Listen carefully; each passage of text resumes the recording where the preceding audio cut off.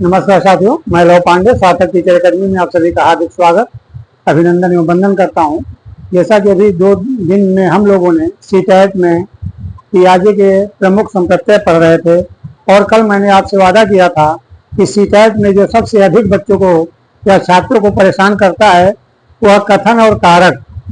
जिसके कथन और कारक क्वेश्चन सही हो गए, कम से कम 5 number CDP, 5 number EVS, social science में कम से कम 5 नंबर के आपके 5 से 7 नंबर के पूछे जाते हैं।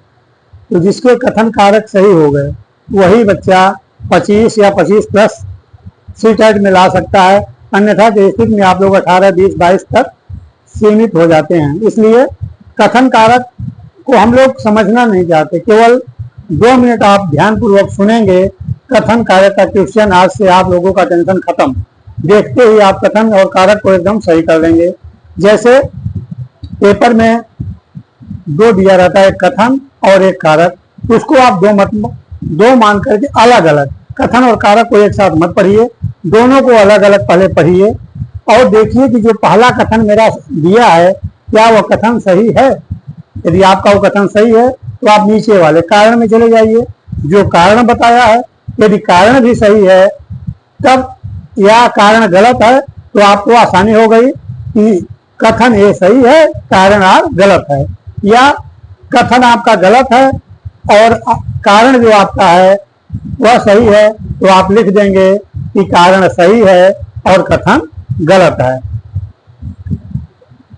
लेकिन कभी कभी क्या होता है कि कथन और कारक दोनों सही होते हैं। दिया रहता है कि ए सही है, आर गलत है, आर सही है, ए गलत है। ए और आर दोनों सही हैं परंतु एक दूसरे की व्याख्या नहीं करते हैं, और ए आर दोनों सही है, एक दूसरे की व्याख्या करते हैं। इसमें आप देखिए, जैसे मान लीजिए एक उदाहरण के द्वारा कि वृद्धि रेखी होती है, कोएफिशिएंट अपने आप में क्या है, सरल है, संतुष्ट कर रहा है। वृद्धि रेखी होती है, कथन में दे दिया कि वृद्धि रेखी होती है, और कारण दे दिया विकास वर्तुलाकार होता है। तो आप देखिए कि हमारा कथन भी सही है, कारण भी सही है, लेकिन क्या ये एक दूसरे की पुष्टि करते हैं? आप इसके लिए आप देखिए कि जो हमारा कथन है वो किस टॉपिक का है। तो आप देखते हैं कि कथन में वृद्धि की बात कर रहा है तो वह वृद्धि टॉपिक से है, और जो कारण है विकास की बात कर रहा है तो वह विकास टॉपिक से है। अर्थात कथन और कारण दोनों सही तो हैं लेकिन यह एक दूसरे की व्याख्या नहीं करते हैं। इस तरह से आप आसानी से चीजों को हल कर सकते हैं।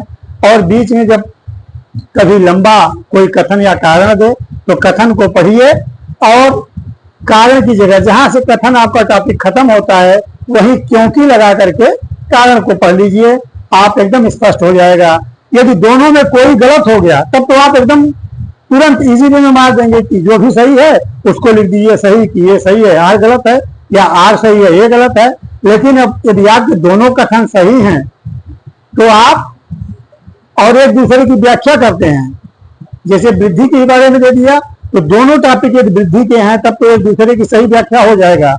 लेकिन यदि एक टॉपिक के दोनों कथन और कारक नहीं हैं तो आपके व्याख्या नहीं करेगा। अर्थात कथन और कारक दोनों सही हैं लेकिन आर एक ही व्याख्या नहीं करता है। इसी तरह से आप लोग हमसे जुड़े रहिए। ठीक के साथ आप लोगों को 6 सितंबर को जो होने वाली सीटेट एग्जाम है, कथन कारक और जो भी वृद्धि विकास सीटेट की जितने संप्रत्यय हैं, संस्कृत में प्रत्यय, कारक और आपको जो शब्द रूप धातु रूप है ट्रिक के साथ पहचानना, बहुत ही जल्द हम स्टार्ट करेंगे लाइव क्लासेस, आप लोगों से के साथ शेयर करेंगे। यदि आपको कभी कोई समस्या होती है, कोई कठिनाई होती है तो हमारा व्हाट्सएप चैनल भी है सार्थक टीचर अकेडमी के नाम से, जिसका नंबर 9984410842 है। इस पे आप हमसे जुड़ करके अपनी समस्या को पूछ सकते हैं। और कल मैंने SST के, साइंस के और CDP के कुछ महत्वपूर्ण क्वेश्चन व्हाट्सएप चैनल पर डाले थे और यूट्यूब पर भी, तो आप उसको करके अपने आंसर हमें बताइए कि आप कितने आंसर अभी तक बन रहे हैं, क्या आप पहले जो आप पढ़े थे और अब पढ़ने के बाद कुछ सुधार हो रहा है कि नहीं। हमसे जुड़ने के लिए आप सभी का बहुत बहुत धन्यवाद। इसी तरह जुड़े रहिए, अपने साथियों के साथ ज़्यादा से ज़्यादा शेयर और सब्सक्राइब करने के लिए प्रेरित करिए, जिससे हमारा परिवार और ज़्यादा बढ़े और इसका लाभ आप सभी ज्यादा से ज्यादा उठाएं। बहुत बहुत धन्यवाद आप सभी का।